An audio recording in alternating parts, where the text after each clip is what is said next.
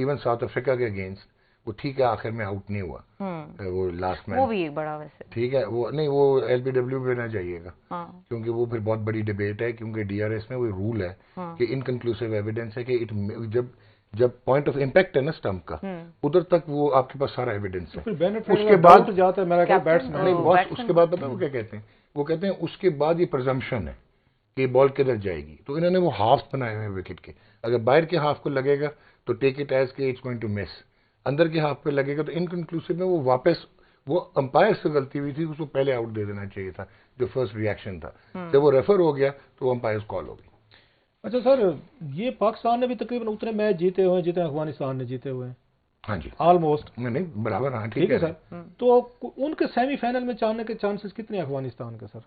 उनके मैच आगे मुश्किल हैं दोनों, और तो ये थोड़े कम, मतलब इंग्लैंड को हराना, पाकिस्तान को हराना, इंग्लैंड तो मेरा ख्याल है वैसे ही हार गया हुआ है। नहीं, मैं और बात कह रहा हूँ, ये बड़ी टीमें थी, कोई कम तो नहीं थी ना सर, आपने कहा आगे बड़ी टीम है, उनका भी वही है ना, अगर इन तीन टीमों को अफगान हमारे भाई अगर आगे इनको लम्हा डाल सकते हैं, लम्हा पा सकते हैं, तो वाई नॉट अदर टीम। ठीक है, I totally agree with you, तो इम्प्रॉबेबल चांसेस ही हो गए ना। उनमें कौन कौन सी टीम है जरा सर देखें, बात सुने, इंडिया ऐसे लग रहा है कि सिर्फ वर्ल्ड कप जीतने आई है, बाकी सारे पार्टिसिपेशन के लिए आए हैं, इंडिया तो कंप्लीट है, उनके बड़ा इल फेटेड होगा कि अगर वो ये वर्ल्ड कप, फेट वैसे क्रिकेट में हमने बहुत देखी है, ये वो वर्ल्ड कप ना जीते, नॉकआउट में अगर वो ट्रिप कर जाएं तो बहुत अनफॉर्चुनेट। अफगानिस्तान का बता कौन कौन, मैं वही कह रहा था, एक तो हो गया आपकी इंडिया, दूसरा साउथ अफ्रीका, तीसरा ऑस्ट्रेलिया को अब वो कह रहे हैं आपको रोक सकते हो तो रोक लो, ट्रेविस हेड भी आ गया, ठीक है, तीन तो ये हो गई। अब चौथी पोजीशन पे न्यूजीलैंड, पाकिस्तान, श्रीलंका एंड अफगानिस्तान, इनके उतने ही इक्वल चांसेस हैं, वो किसको वो हरा दे,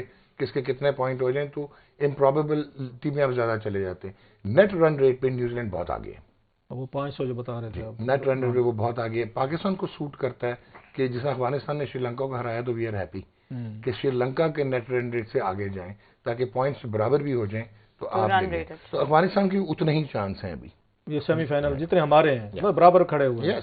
अच्छा सर जी, मेरा ख्याल इंजमामुल हक साहब की जो कंट्रोवर्सी आई थी, कॉन्फ्लिक्ट ऑफ इंटरेस्ट, उनका कॉन्फ्लिक्ट ऑफ इंटरेस्ट, क्योंकि कंपनीज के वो क्या कहानी है, मैं सुनना चाहते हैं पूरी को तफसील से, जरा आसान जल्दी से आसान लफ्जों में बताता हूँ। पहले तो कॉन्फ्लिक्ट ऑफ इंटरेस्ट मुझे अच्छी बात लगी कि मिडिल ऑफ द टूर्नामेंट एकदम याद आया मेरे कॉन्फ्लिक्ट ऑफ इंटरेस्ट हो रहा है, तो ये स्टोरी बन गई। अच्छा, नंबर 2 जो इंपॉर्टेंट चीज़ है, इससे पहले भी आपके एक्स कैप्टन एहसान मानी के टाइम पे एडवाइजर रहे, जो कि करता धरता थे क्रिकेट के, वो भी एक स्पोर्ट्स कंपनी के साथ एसोसिएटेड थे। उसके बाद आपके एक एक्स कप्तान थे जो एक फ्रेंचाइज के भी कोच थे, पाकिस्तान के भी कोच थे, और वो काउंसिल में भी बैठे हुए थे, डिसीजंस ले रहे थे, वो भी कॉन्फ्लिक्ट ऑफ इंटरेस्ट था।